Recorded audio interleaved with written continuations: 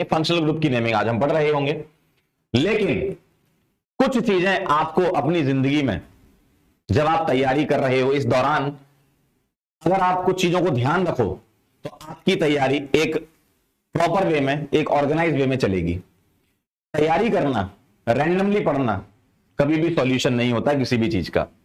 कोई भी चीज आप रैंडमली करते हो ना तो कुछ समय तक तो आपके पास वो चीज रहती है, लेकिन फिर वो आपसे दूर भी चली जाती है।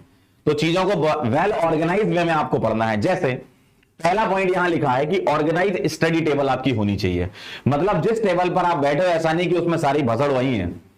मतलब वहां पर तुमने अपने कपड़े भी रख रखे हैं, वहां पर तुमने बुक्स भी रख रखी है, वहां पर तुमने कुछ भी रख रखा है, टीवी का रिमोट भी रखा हुआ है, वहीं पे तुमने सारी चीजें रख रखी हैं, ऐसा नहीं। तो टेबल एकदम नीट एंड क्लीन होनी चाहिए। जो चीज आप पढ़ रहे हो वो चीज आपके सामने होनी चाहिए। एक्चुअल में ये चीज मेरे साथ हो चुकी है। जब मैं अपने तैयारी के वक्त की बात बताता हूं आपको, जब मैं भी पढ़ता था तो मैं अपने टेबल पे सब कुछ बिछा लेता था, मतलब सारी चीजें होती थी मेरे पास। फिर मेरे भैया ने एक दिन देखा, उन्होंने बोला यार पंकज ऐसे पढ़ते हो क्या? क्योंकि उसमें क्या होता है ना, बहुत सारा भंडारा होता है ना, तो दिमाग उतना काम नहीं कर पाता।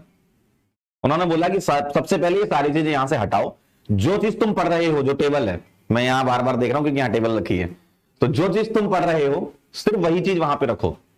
जो तुम्हें शाम को पढ़नी है वो भी सुबह रख रखी तुमने, तो अननेसेसरी स्पेस घेरती ना चीजें।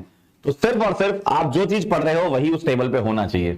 ऐसा नहीं कि दिखाने के लिए बहुत सारा सजा लिया होता है ना। कई बार रिश्तेदार आते हैं मिलने के लिए, कभी कभी देखते हो अरे और क्या पढ़ता है बच्चा हमारा, बच्ची हमारी, मतलब बहुत पढ़ रही है, बहुत पढ़ रहा है। तो ऐसे देखने से थोड़ी होगा। दो दूसरे लोग देखेंगे, बड़ा मस्त मजा आएगा टेबल देखने में, यार क्या टेबल सजाई है।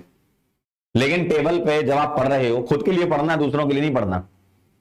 तो सिर्फ वही चीज रखें अपने पास जो आपको पढ़नी है, नहीं तो आपका बार बार ध्यान इधर उधर भटकेगा। और जो दीवार है उसका भरपूर प्रयोग करें। जो चीज आपको याद करनी है कि हाँ यार मुझे 2 से 3 दिन या 4 दिन के अंदर ये चीज याद हो जानी चाहिए, वो आप अपनी टेबल पे चिपका लें, सामने मतलब दीवार पे चिपका लें, है ना। स्टिकी नोट्स वगैरह से चिपका के आप रख लें। कुछ आपने टेबल बनाई, कुछ फ्लो चार्ट बनाया, वो आपने चिपका लिया, तो बार बार चीजें दिखेंगी तो आपको याद रहेंगी ना, है ना। तो सबसे पहले आपकी स्टडी टेबल वेल ऑर्गेनाइज होनी चाहिए। एक बढ़िया पेन स्टैंड आप रखें, उसमें पेन हो आपके पास, कलरफुल पेन होने चाहिए, है ना। कुछ मार्कर्स, हाइलाइटर्स, वो सब होने चाहिए। और जो सब्जेक्ट आप पढ़ रहे हैं सिर्फ वही होना चाहिए उस टाइम पे। बाकी आप रैंक वगैरह है वहां पे रख लेना, ठीक है। दूसरी चीज, भैया अपने पेपर के बारे में जरूर जाने। नो योर एग्जाम, क्या पेपर है, क्या पैटर्न होता है, किस टाइप के सवाल आते हैं, ये एनालिसिस तुम खुद से भी तो कर सकते हो। हम लोग तो PYQs कराते ही रहेंगे, है ना, चैप्टर बाय चैप्टर, लेकिन आप अपनी तरफ से एनालिसिस करो कि इस चैप्टर में ये वाली चीज ज्यादा इंपॉर्टेंट आपके नजर में कौन सी है। बड़े हो गए, छोटे थोड़ी हो, तो इतना तो समझ में आ जाएगा कि यार इस चैप्टर से इस टाइप के सवाल आते हैं। तो कम से कम मेंटली आप प्रिपेयर रहोगे कि अच्छा ये वाले। अब जैसे मान लीजिए IUPAC की मैं बात कर लेता हूं, बाईसाइक्लो स्पाइरो नहीं आता है, पढ़ने का नहीं, हम भी नहीं पढ़ाएंगे।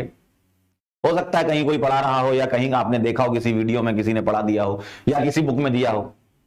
लेकिन आपको अपने एग्जाम के बारे में, बहुत इंपॉर्टेंट चीज बोल रहा हूं मैं, आपको अपने पेपर के बारे में जानना है कि क्या सिलेबस है। भाई सिलेबस तो आप नेट पे डालोगे मिल ही जाएगा ना। क्या सिलेबस है, क्या क्या टाइप की रिएक्शंस इसमें उन्होंने लिखी है एग्जामिनर ने। कभी भी एग्जामिनर ना सिलेबस से बाहर की चीज नहीं देगा, सिलेबस की ही चीजें देगा। तो आपको अपने सिलेबस के बारे में भी जानना है, ठीक है। तो अपने पेपर के बारे में जरूर पता होना चाहिए आपको कि कैसा पेपर आता है, पिछले 5 साल का ट्रेंड कैसा रहा है, वो आप खुद से भी एनालिसिस कर सकते हैं। ये भी पढ़ाई का एक पार्ट होता है। भाई जिस एग्जाम की तुम तैयारी करने जा रहे हो, भाई जिस दुश्मन से तुम्हें लड़ना है, उसके बारे में तुम्हें पहले से पता होगा तो जीत तुम्हारी निश्चित है ना। देखो टाइम टेबल, मैं इस चीज को बहुत ज्यादा विश्वास तो नहीं करता, लेकिन एक टेंटेटिव टाइम टेबल आपके पास होना चाहिए। भाई एक फिक्स टाइम टेबल नहीं, जैसे मान लो 6:30 बजे उठना है, पता चला नींद ही 7:30 खुल रही है, और 6:30 उठने के लिए अलार्म ही हम लगाते 6:15, 6:17, 6:18, 6:20, 6:30, और वो सारी अलार्म गायब, और 7:30 बजे उठते हैं अपन, सारी अलार्म खत्म। तो फिर वहां से अपने दिमाग में प्रेशर डेवलप करते हो आप ऐसा सोचें कि मैं जब भी उठूंगा तब से मैं तैयारी चालू कर दूंगा, मतलब वहीं आपका T=0 वहीं है। अब वहां से आप प्लान करें, मतलब रेंज बना लें कि मुझे 3 घंटे में ये चीज करनी है, उसमें मैं पहले ये करूंगा, फिर उसके बाद थोड़ा ब्रेक लूंगा, फिर उसके बाद मैं ये करूंगा, है ना। ठीक, तो आप अपनी रेंज बना लें। तो रेंज के हिसाब से टाइम टेबल सेट करें। ऐसा नहीं है कि भाई एक फिक्स टाइम टेबल हो गया, फिक्स टाइम टेबल नहीं, टेंटेटिव टाइम टेबल होना चाहिए कि आज मुझे ये करना। उसके लिए आप टू डू लिस्ट बना सकते हैं, डेली के टास्क बना सकते हैं कि आज मुझे ये चीजें कवर करनी है। टास्क बनाओ, जो जो होते जाओ उसको टिक करो, बहुत अच्छी फील आती है और वो बहुत बढ़िया चीज होती है। उसको वेल ऑर्गेनाइज स्टडी बोलते हैं, जो कि बहुत सारे लोगों में लैग होती है। ये जो चीजें आपको बता रहे हैं ना, ये काफी लोगों को नहीं पता रहती हैं कि मुझे कैसे पढ़ना है। वो भी तो एक तरीका पता होना चाहिए ना आपको। तो टू डू लिस्ट बनाना बहुत जरूरी है। जब आप सोने जा रहे हो उसके पहले अपना नेक्स्ट डे का टास्क लिख लें।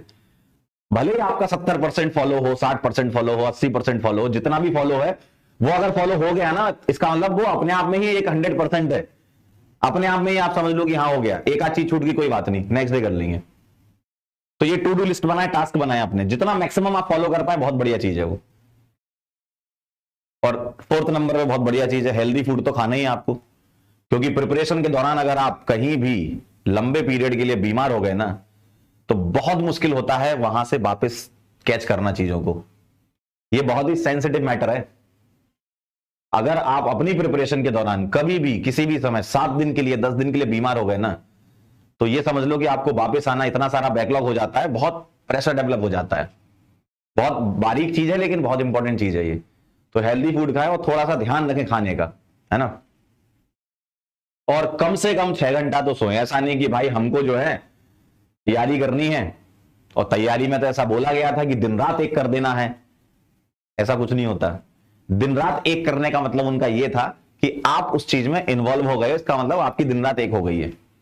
ऐसा तो नहीं होता कि बिना सोए काम होना है, सोना तो पड़ेगा। अब आप 4 घंटे सोकर 2 घंटे उबासी लेके पढ़ रहे हो, कोई मतलब नहीं है। इससे अच्छा ढंग से सो लो यार, कम से कम 6 घंटे की तो नींद ले ही लो यार, है ना। कई लोग ऐसा करते हैं कि यार 3 घंटे सोऊंगा तो मेरा जो है आउटपुट ज्यादा निकलेगा। भाई मशीन है ना ये, इसको रेस्ट की जरूरत पड़ती है ना। थोड़ा रेस्ट दे दो, रेस्ट दे दो, कोई दिक्कत नहीं। लेकिन जब उठो और जब सो उसके बीच में सिर्फ पढ़ाई करो, है ना। अब वो पढ़ाई में बीच में ब्रेक्स भी होते हैं, थोड़ा सा आप रिफ्रेश करने के लिए अपनी हॉबी को भी फॉलो कर सकते हो, है ना। थोड़ा बहुत खेल भी सकते हो, लेकिन ऐसा नहीं कि 4 घंटे ही सो रहे हैं। कई बच्चे हैं, अभी कल एक बच्चा मुझे मिला था यहाँ पे कोटा विद्यापीठ में, कि सर नींद ही नहीं आ रही है आजकल, सोने की कोशिश कर रहा हूं नींद ही नहीं आ रही है। क्योंकि उन्होंने अपना साइकिल ऐसा बिगाड़ लिया है कि भाई सोचो नींद नहीं आ रही है, और फिर कहते हैं कि सर एकदम से नींद आ जाती, फिर मैं सो जाता हूं, फिर मैं 10 घंटे सोता हूं। लेकिन जब सोना चाहिए तब सोते नहीं है, तो एकदम साइकिल ही बिगड़ जाता है। तो ये अपना साइकिल एकदम सेट करके रखो, ठीक है। तो ये कुछ बातें हैं जो धीमे धीमे आपको मतलब ऐसी बातें बताते रहूंगा। ये बहुत जरूरी चीजें होती हैं। पढ़ाई के साथ साथ कुछ चीजों का ध्यान रखना है, क्योंकि हम एक पर्टिकुलर एग्जाम की तैयारी कर रहे हैं। इसकी प्रोसेस में बहुत सारी चीजें आपको अदर देन सब्जेक्ट पता